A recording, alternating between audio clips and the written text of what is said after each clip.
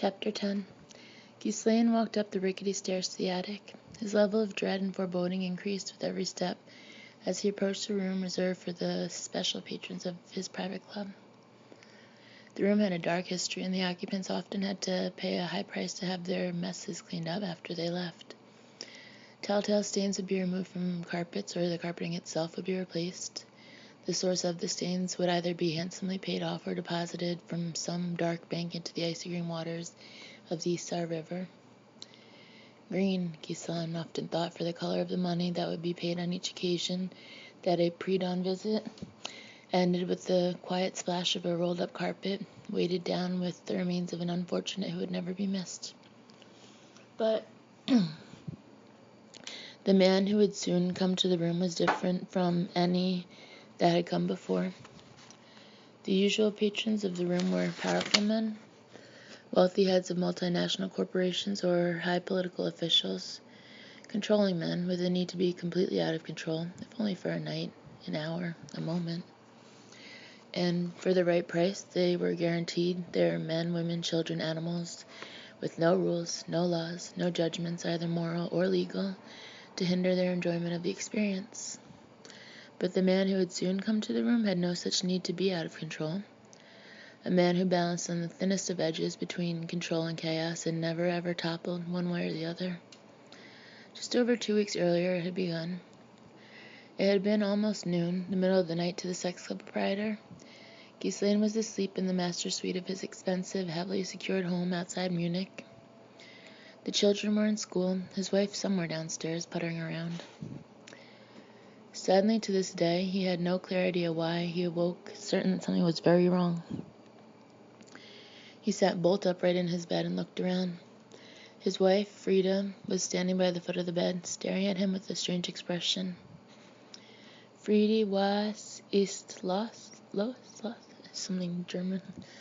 She didn't move, didn't speak, just stood there, eyes wide open, darting to her left. Ghislaine slowly turned to his right. A man with a pleasant expression on his pale face stood there, pointing a sawed-off shotgun at Frida's head. "If you move," the man said in a relaxed voice, "your children will come home to discover pieces of you both sticking to the wall." He spoke in schoolboy German with an American accent. Ghislaine remained stock still. "I have money," he began slowly, "in the safe. Maybe 30,000 marks, also my wife's jewelry. Take it all. We will not fight." He worked hard to keep his voice rock steady. "Thank you, I will," the man said evenly, "if it comes to that. But I'd much rather add to your safe than lighten it." He paused. "I have a business proposition for you." "I do not discuss business with guns pointed at my wife," Ghislaine had been surprised to hear himself say. "You will today," had been the man's soft reply. "Why?" The man had shrugged. "Because I'm the one pointing the gun." The ease, the casualness of the way the man spoke caused the hairs on the back of Ghislaine's neck to stand up. For the next 15 minutes, the man spoke in detail about what he wanted and what he was willing to do for it.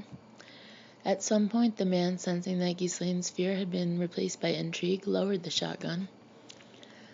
After 25 minutes, Ghislaine ordered his wife to make coffee and say nothing to anyone.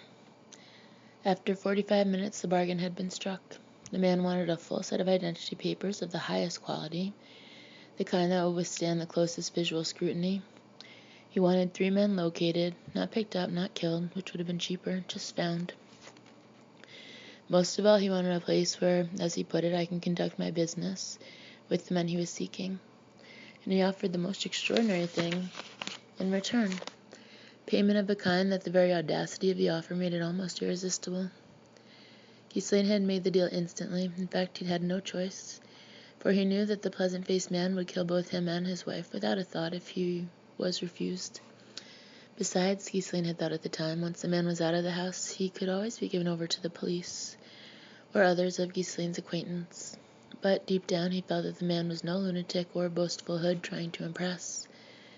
And he knew without a word being said what the cost would be if he ever crossed up the smiling, pleasant man.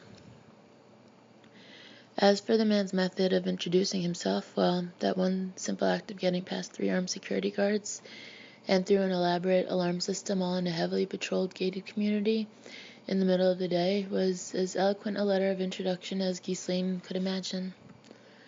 That had all been 17 days ago, and things had gone even better than the smiling man had promised. Each of the 5 clubs in the playground that were a real competition for Ghislaine had suffered major quote-unquote accidents, forcing them to close down. The Erotica had burned to the ground. The Pleasure Spa had suffered from natural gas explosions. Bacchus's playground had experienced a wave of unexplained mechanical failures that injured 12. Limousine patrons of 2 other clubs had been photographed by an unknown source who had released some of the photos to the newspapers. The clubs had quickly been abandoned by their customers and their owners. And most of the 5 clubs' patrons, especially the late-night limousine trade, which would go nowhere near the slightest possibility of notoriety, had ended up at Ghislaine's. His business increased 5-fold. He'd had to put on more girls, bartenders, was even thinking of expanding into the building next door to deal with the increased traffic. But now it was time for the devil to collect his due. Ghislaine stopped at the attic landing, straightened his tie, smoothed back his hair, and unlocked the door. The room was furnished as an expensive, sophisticated master suite. A Victorian 4-poster bed was the centerpiece of plush carpets, mahogany antique furniture, and lush wallpaper. Designer lamps brightly lit the room, reflecting off the finest gilt mirrors in Germany. A dressing room and full bath suite stood off to one side. Ghislaine saw all of this in a second, was satisfied that all was as it should be, then walked across the thick carpet. He pulled aside the heavy velvet curtains, pulled up the shade behind it, exposing the heavily barred windows.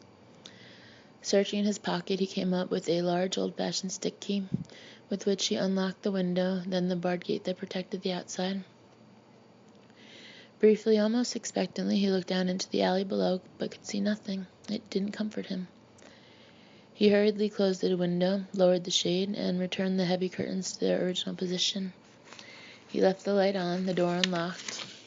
As he quickly climbed down the 3 flights of stairs to the street, he let himself out a side exit of the club. Moving around the back of the building into the alley, he stopped at a point directly beneath the attic room. He looked around, but could only see garbage cans, locked doors, and the occasional scurrying rat. He checked his watch. It was 5 minutes to 1 in the morning. "It is Ghislaine," he said softly. "I am here." There was no answer. "Apollyon? It is Ghislaine. I have news." Again, no answer. A moment later, movement in one of the doorways caught his attention. He watched, stunned, as the smiling man he had come to know as Apollyon slowly emerged from the shadows. "Glad to hear it," was all Newman said. He gestured to the club owner, who reluctantly walked over.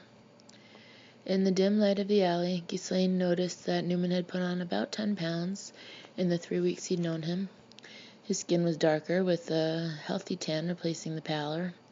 He was also well on his way to growing a beard and mustache.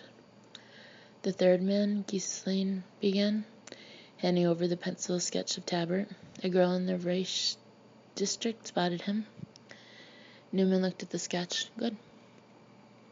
"I caused inquiries to be made," Ghislaine said too quickly, as the dark, the alley, and the presence of this man who reeked of lethality combined to reinforce every fear, real or imagined, the brothel owner had ever had. "Once every week to 10 days, your man arrives at a cafe for a rendezvous with another man. They stay, talk for about an hour, then leave separately. I have no information on the other man, except that he is supposed to be a dealer in Russian icons. I am causing further inquiries to be made." He self-consciously wiped his sweaty palms on his pants. Newman nodded. "Of course." Suddenly, he changed into what Ghislaine recognized with some relief as his friendly mode. "How's business?" The older man grinned. "Never better. We are, how do you Americans say? Standing room only, almost every night." He paused. "Our program of public relations has been even more successful than you had said it would be." He laughed lightly. Newman smiled. "We aim to please," he said casually. "I come from an old established firm, and we appreciate a satisfied customer. Besides," his voice started to drift away, as it sometimes did, "it feels good to work again."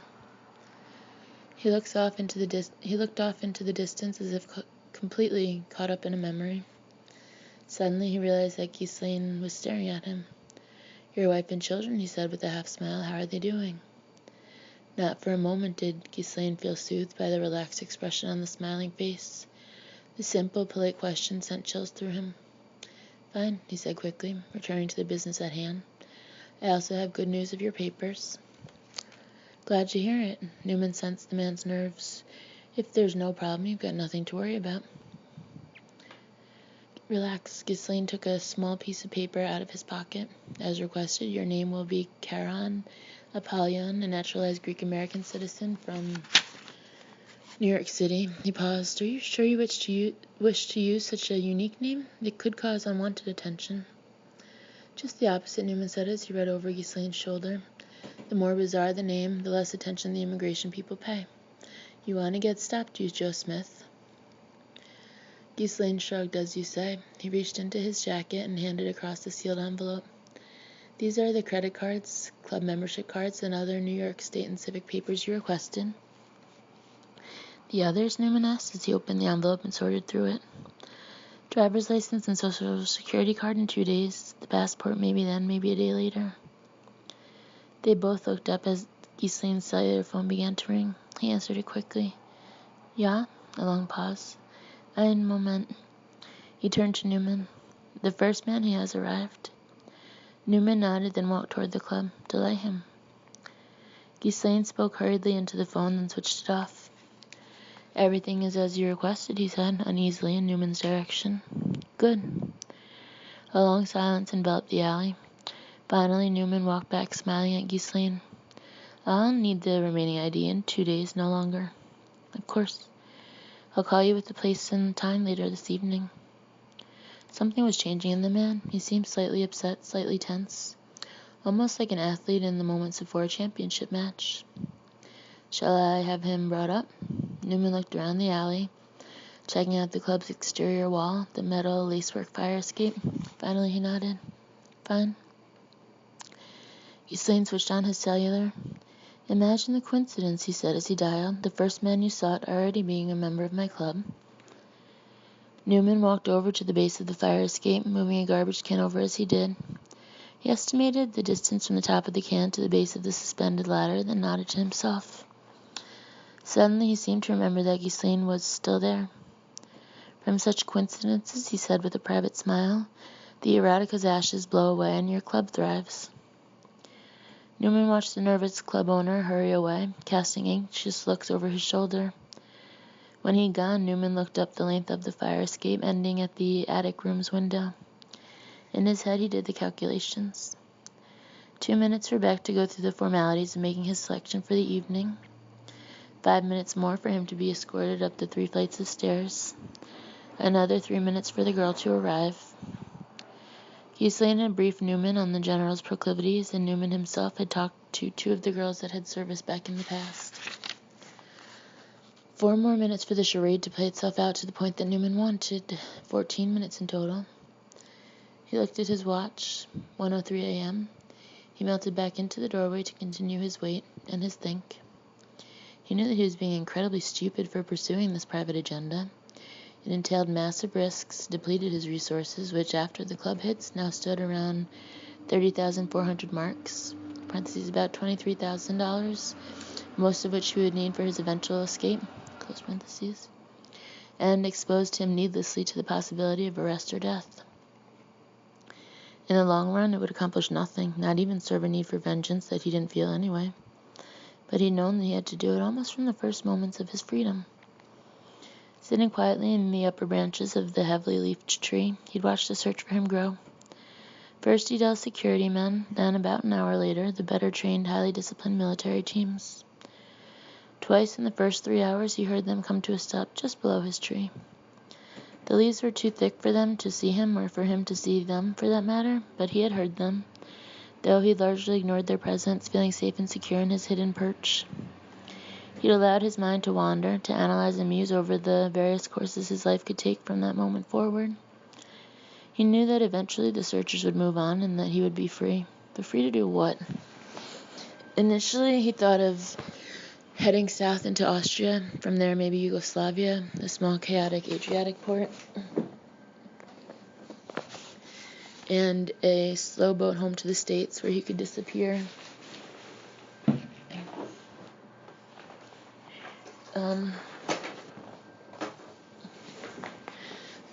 into one of the giant melting pots that he could move in comfortably. He thought of heading east to Spain, losing himself in the olive groves and peaceful quiet of Catalonia. In fact, when he dropped from the tree, he hadn't made up his mind which way to go. Beck's man changed that.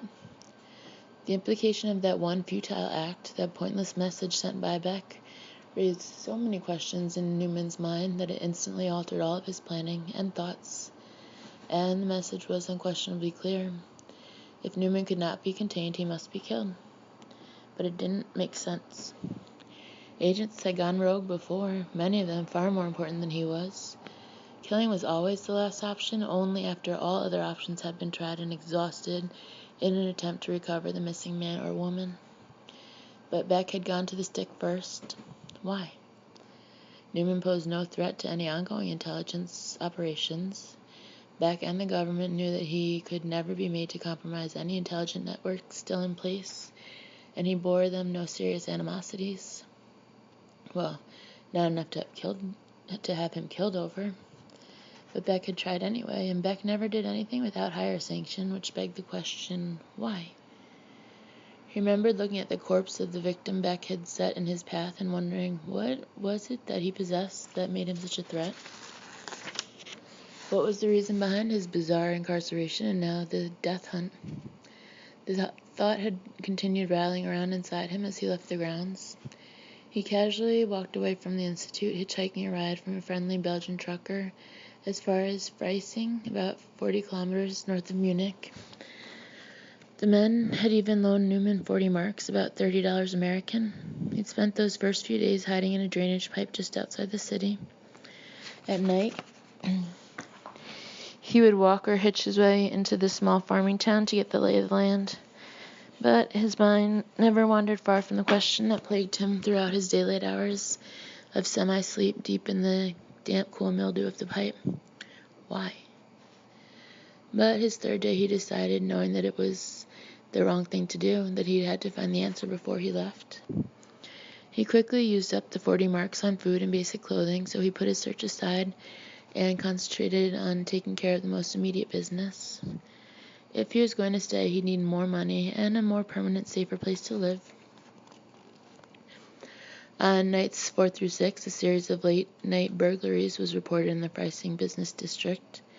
The small German businessman's propensity for keeping locked boxes with large amounts of cash in them fit well with his plans, and after his 5th illegal entry, he took his 1,815 marks, just under $1,400, and headed for the town closest to the Institute. He rented a small and dilapidated grocery store in a rundown poor section for 900 marks. No questions were asked by the absentee landlord. The landlord owned the entire block of stores, and they had been mostly vacant ever since the recession hit after the wall came down. The entire transaction had been accomplished through the mail and over the phone. The location was perfect. The neighborhood was quiet and mostly deserted. The few stores that were open functioned merely as fronts for the Turkish drug dealers and anarchists who rented them. Newman liked that. These were people who would ask no questions and were not likely to help out when, inevitably, the searchers came around. He had no illusion about the searchers. Right now he was behind them, but before they abandoned the hunt, they would recheck every trail once more. They would begin by canvassing and recanvassing all hotels, lodges, hostels, but would eventually get around to the storefronts. The trick would be in the timing. The grocery quickly became his base of operations, fully stocked with 2 weeks of dried food, a first aid kit, clothes and basic weapons, both purchased and stolen. The walls were filled with carefully marked maps as well as intricately designed charts. By night he surveilled the Institute, often taking the inordinate risk of actually walking in the front door and breaking into offices reading the files within. By day he would fill out his charts, staring at them on the walls for hours, trying to find the pattern, the secret message that would lead him where he had to go. Still he'd been unable to find his answer, but he was close. Hastily photocopied memoranda, read at his leisure back at the grocery, sketched out that there was a theory of unusual definition, quote-unquote, about him, and it appeared that this theory, although clearly controversial, was driving the government's actions. He watched Patricia in her office on rounds, driving to and from work. He thought of her theory, the one that had gotten her temporarily replaced, and he wondered if it was the same as the one mentioned in the memos. Once he'd even stood in her bedroom over her sleeping form and thought about forcing the answer from her. He knew that it would be easy to do, but that it would be an irrevocable step that could only energize his pursuers, and he'd been unwilling to do that then, so he had settled for a brief reading of the contents of her briefcase. Some outline for a paper on something she called Homo Crudelis, cold-hearted man. He quickly put it aside, finding the concept interesting, mental masturbation, but not relating to his problem at hand. Then, with a mischievous smile, he had an idea. Patricia awakened to find a flower on the pillow beside her head. Fear was almost immediately replaced by exhilaration. 3 nights in the next 5, a silent, invisible intruder had visited her, each time leaving a flower, each time rifling her briefcase. For the first time, she felt in complete control of the situation that she kept to herself, and she began to record her thoughts in a secret journal she kept locked in her files at the Institute. Whoa. Did I dream last night that I was writing in my journal? Or did I actually write in my journal? Man, sorry about that. Whoa. That was a very vivid dream. Where is my journal?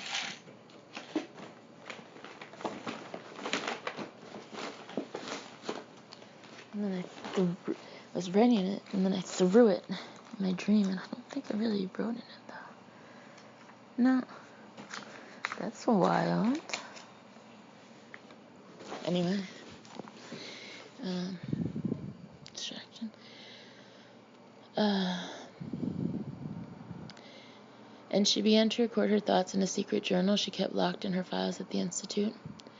Newman is scared, she wrote, alone, reaching out to the one person in the world he feels a bond with. A connection, probably sexual, has been established between subject and therapist. It is a fragile thing, but if properly nourished, parentheses, the therapist's physical well-being borne in mind, close parentheses, it might eventually yield the clearest picture of the subject yet. And she'd begun doing her part to ease the nourishment. More detailed papers from her reports were kept in her briefcase for her semi-nightly visitor's education. She slept lighter when she slept, wearing the more feminine, sexier, more revealing night things she was sure Newman preferred. Thought about approaching him many times when she'd hear him prowling through the house, or just opening her eyes when she felt his presence above her. The next move belonged to Newman, she thought, believed, hoped. But the visits eventually dwindled, and she began to miss the flowers as she mourned the end of yet another of Clinical Patty's relationships. For his part, Newman watched, read, concealed himself during the day, sought his answers by night, until that one night just over 2 weeks after his escape, when by sheerest luck he had stumbled across Beck, walking into the Devil's Playground. Newman, whose cash was beginning to run low, had come to the red light district in search of some easy victims who carried cash, and were unlikely to report a robbery. While sizing up a likely prospect, he was stunned to see the general, topcoat collar pulled up to help hide his identity, walk right past him. All thoughts of money disappeared as he immediately became a fanged shadow in the general's wake. He watched as the general went into Geese Lane's club. He waited 2 hours until the general had come out again looking pale and spent. He'd spent the last of his money on bribes to find out about the club, about Geese Lane, and for the bus ride out to Geese Lane's suburban home. And the plan had been put into effect. He looked around the alley. It was still deserted. Checking his watch, he counted 5 minutes to go. He walked over, standing next to the garbage can under the ladder. Geese Lane had always been the big question, but Newman had come to realize that the man was completely without scruples or morality, exactly the type Newman needed right now.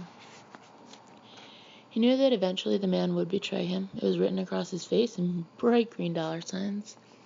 But that was acceptable. At least it would be an honest betrayal born of greed, not political expedience.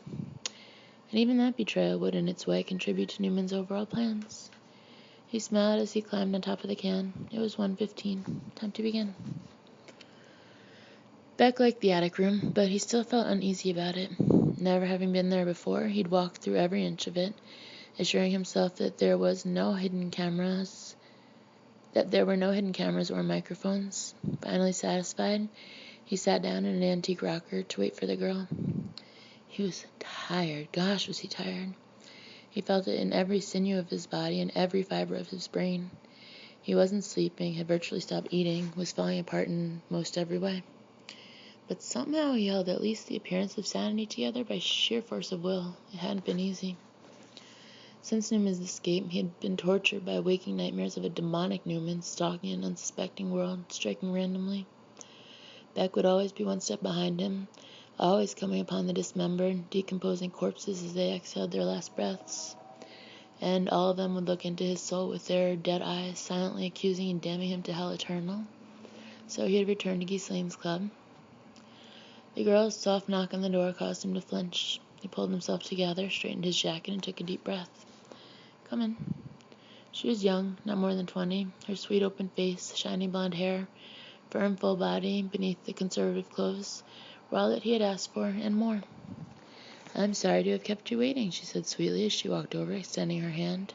How might I help you this evening? Beck slowly reached out, taking her hand in his, squeezing it tightly. I'm not sure you can, he said in a voice hoarse from lust and pain combined into one unnamed black emotion. Please, sir, she said demurely, you may tell me anything. He pulled her close, grabbing her buttocks, forcing her against his face. She squirmed uncomfortably. Sir, please, this is not right. He began to pull at her. She struggled, suddenly losing her balance, toppling onto the floor. He fell on top of her as she began to fight. Bitch, she said as he began to tear at her clothes. You little tease. You think you can analyze me, can get inside my head. He tore her blouse off and began to pull up her skirt, not bloody likely. He tore at her exposed breasts. At that moment, flushed with excitement, with rage, his skin beat red as he reached the climax of his assault on the seemingly defenseless girl. He felt the gentle, cool night breeze reach out and brush his cheek. It was so unexpected that it distracted him for a moment, but he quickly ignored it and returned to the girl. Call me Newman, he growled. Brian Newman. That could get a little confusing, the familiar voice said from the corner of the room. Beck froze. His eyes searched the room until he spotted Newman standing by the velvet curtains, a sad expression on his face. The girl quietly gathered her clothes and left the room, closing the door behind her. For a full minute, the two men just stared at each other. Then Beck slowly came to a sitting position. Newman walked deeper into the room, coming to a stop between Beck and the door. He saw Beck sneak a glance at his topcoat, which lay across the foot of the bed. He smiled as he simultaneously recognized the bulge in the coat and the look in the general's eyes. You'll never make it, Newman said casually. You know me. You know what I mean. Beck bit his lower lip, seemed to give in to the inevitable, then launched himself toward the bed. Newman's heel caught the general in the small of the back, driving him painfully to the floor, inches short of the gun in his coat. Desperately, Beck reached for it again, only to have his spread fingers casually grabbed by the man behind him, then bent painfully back. As he was forced to a sitting position, Newman's knee slammed into the older man's face. Beck collapsed in a broken pile of blood and irredeemable sins at Newman's feet. He turned back to Newman, his enemy/friend, student/creation, a look of soulful pain, terror, and relief in his rheumy eyes. Are you done? Newman's voice was calm and almost patronizing. Beck was quiet for a long time. Are you going to kill me? Newman shrugged while he studied the man on the floor. Interesting little scene just now. Beck wanted to look away, wanted to disappear into the thick carpet and never be seen again. Instead, he just continued looking at Newman. Newman took the .45 from Beck's coat, then casually sat down in an antique rocker by the door. You'll have to forgive me, my Freudian analysis skills aren't what they once were, he paused. Is this wish fulfillment or a latent desire to be punished for your sins? No answer. Oh, come on, he chided. Don't be a spoil sport. Which is it? He sounded genuinely amused.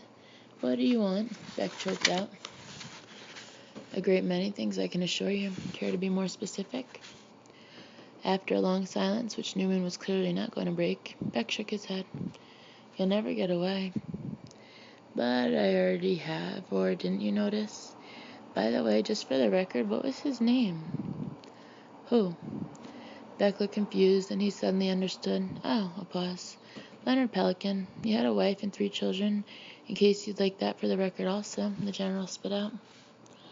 Newman seemed unimpressed. Hope he was insured. Newman shook his head slowly as he looked unblinkingly at his former commander. What the hell happened to you in the last 6.5 years? His voice took on an edge of genuine concern, laced with pity. Beck looked down at the carpet. I got old. Bullshit. I got tired. Bullshit. Beck looked up at him, his eyes beginning to water just a little bit. I got used up. That, I believe. Can I get up? Newman nodded and gestured at the chair across from him. He smiled as Beck fixed his clothes, stood, and sat down in the chair. How'd it happen? Newman asked, his tone sounding sincere. Beck shrugged. Too many years fighting other people's wars, I guess. Too many friends buried in unmarked graves in unreachable places. Too many shared memories of their pain. Too much blood. Too many bodies. Too much, period. Touching, Newman said, suppressing a laugh. I can just picture it. The sensitive colonel, forgive me, general, grieving over the loss of his men, feeling their pain, living their horrors. He paused, his face taking on a grim look. Funny, I don't remember seeing you in any of my cells. I tried to get you out, Beck said softly.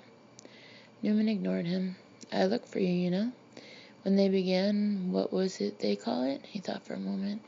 Yes, the audit sessions, that's it. He leaned forward. They would begin their audit sessions, and I'd look for you. They'd attach their electrodes to my balls, and I'd look for you. The needles with their God knows what spiking into my veins, and I'd look for you. The heating elements tied to the bottoms of my feet, and I'd look for you. He paused as if in deep memory. The chandelier, and I would most definitely look for you. His voice dropping low and dangerous. Gosh, how I wanted to share all that with you. Beck was trembling slightly. I don't understand, he said softly. The chandelier? Newman's face brightened. You mean you don't know? It wasn't in the reports or the files you got from our dear new friends, the Russians? He smiled, standing up in front of Beck. Well, let me give you a full report. You don't have to, Beck said mournfully, as the muscle in his cheek began twitching uncontrollably. But I do. What kind of toy soldier would I be if I didn't? Newman looked around the room, finally spotting what he was looking for. He walked over to the curtains and ripped down a length of curtain cord. He carried it back to Beck, tying a slip knot in each end as he did. It's an interesting little game that my interrogators like to play whenever they thought my attention was lagging. He held the 2 ends in front of Beck. Stand up, he said pleasantly. Please don't, Beck said in a scared, almost childlike voice. Stand up. Slowly Beck stood. Newman put his arm around the man's shoulders and led him to the center of the room. Now, the first thing they did was throw the middle of the rope over a chandelier hook. Newman lightly tossed the cord over a bare hook in the ceiling that he had installed several days before. Then they would tie one of the loops around my right wrist, he did it as he talked, and the other around my left ankle. He tucked the gun in his belt as he held the loose end of the cord out to Beck. If you'd please, General. Newman stood on his right foot, raising his left leg behind him about 2.5 feet off the floor. Beck just stood there precariously balancing on legs that seemed about to give way. Come on, General. It's your big chance. I'll be completely at your mercy. He smiled, but the grin was not at all comforting. Do it, he commanded. Beck slowly took the cord and, with shaking hands, pulled it around Newman's upraised left ankle. Good. Make it tight now. Newman seemed completely relaxed. It takes a while to work, but I think you can understand the principle behind it. Eventually, my right leg gives out, and I drop my left foot. This pulls my arm up sharply, threatening to rip it out of the socket. His eyes were locked with Beck's. I'm at your mercy, General. Beck didn't move, just like I was with our new friends, the Russians, Newman said coldly. There's nothing I can do. I'm all yours. You can stand there and wait until my leg gives out. Then you can watch me swing here for a while. Or you can call the hunters, have them come, wrap me up, and take me away. Beck's trembling was sweeping through his body. He took a step toward the door, stopped, took a step toward Newman and stopped. Sweat poured from his body, staining his shirt, dripping onto the carpet, stinging his eyes. Come on, Alex, this is your big break. Make the call. Newman paused. Or maybe you'd rather take back your great big gun and kill me yourself. Beck had been staring down at the floor. His head snapped up at the statement. What? Go ahead, Newman said in a seductive whisper. Do it. Blow my brains all over this nice blue carpet. Make pretty patterns with my guts all over the wall. Come on, be a sport, be a pal. He paused. Be a hero. Beck's trembling suddenly stopped. He straightened, took several deep labored breaths, then took a step toward Newman. Good, Newman coaxed. Just a few more feet. Beck started to reach out, tried to extend his arm down to the gun. He reached out with his other arm, with both arms, tried desperately to reach it.